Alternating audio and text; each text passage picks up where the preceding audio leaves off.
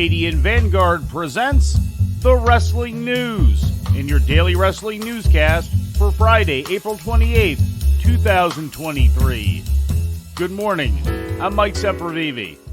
We begin today with Ring of Honor streamed last night on Honor Club and featuring matches taped last Wednesday at the Peterson Event Center in Pittsburgh. The main event saw Blake Christian defeat Gringo Loco. In the opening match, ROH World Women's Champion Athena bested Lady Frost in a non-title proving ground match.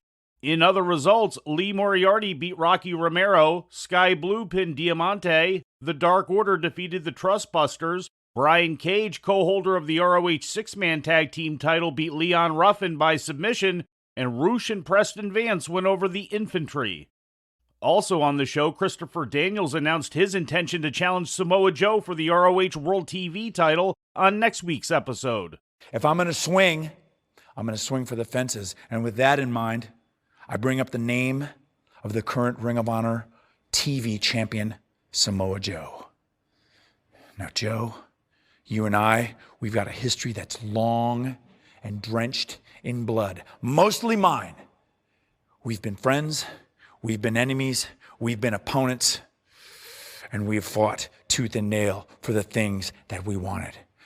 Well, right now, what I want is around your waist. What I want is over your shoulder, Joe. It's that Ring of Honor Television Championship.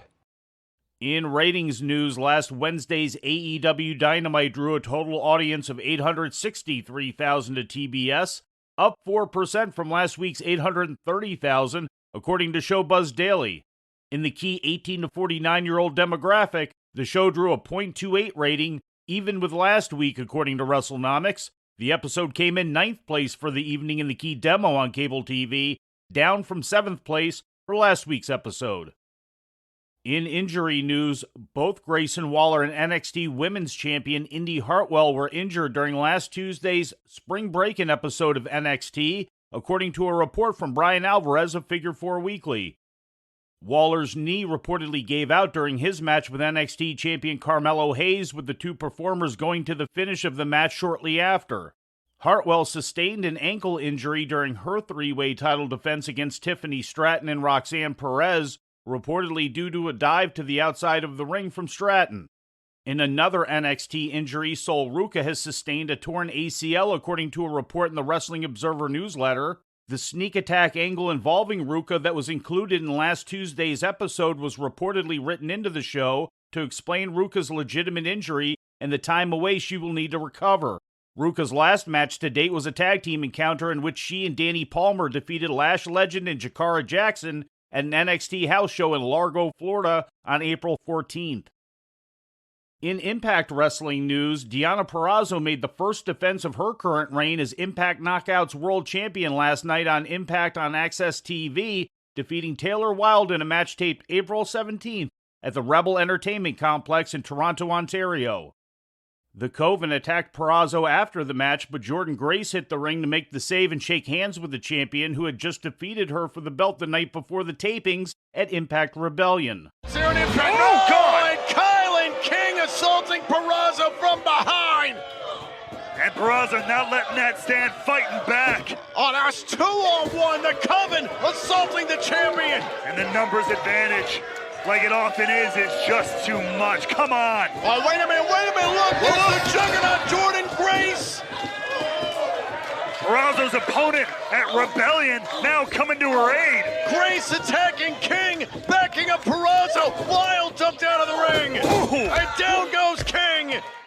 Also on the show, Impact World Champion Steve Maclin challenged PCO to a title match, but PCO was jumped instead by Champagne Singh and Sarah, leading to a match between PCO and Singh, which was won by PCO. And now PCO is going to the top turnbuckle. Oh, look out below. PCO salt. Cover. That's got to be it. PCO wins. In news from Japan, the team of Kevin Knight and Kushida defeated Francesco Akira and TJP yesterday at New Japan's Road to Wrestling Dontaku in Hiroshima, Japan, to become the new IWGP Junior Heavyweight Tag Team Champions. The victory marks the first IWGP Junior Heavyweight Tag title for Knight and the third for Kushida, who won the title on 2 prior occasions with Alex Shelley between 2012 and 2014.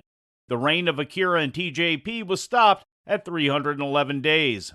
And in some unfortunate news, a noted wrestling historian Don Luce, sometimes referred to as the godfather of pro wrestling results, passed away Monday in his hometown of Buffalo, New York. Luce was known among wrestling historians for compiling extensive collections of carefully researched match results for decades, starting with matches from the Buffalo Memorial Auditorium, where he first started following wrestling in 1951 at the age of 13, and eventually branching out to many other territories, often traveling to meticulously compile results from microfilm and other library collections. Luce was the 2018 recipient of the James C. Melby Historian Award from the Cauliflower Alley Club. He ran Rock and Groan, an early pro wrestling newsletter from 1960 to 1963. In addition to pro wrestling, Luce was also an accomplished baseball historian and served in the National Guard. Don Luce passed away of a heart ailment at Buffalo General Hospital. He was 84 years old.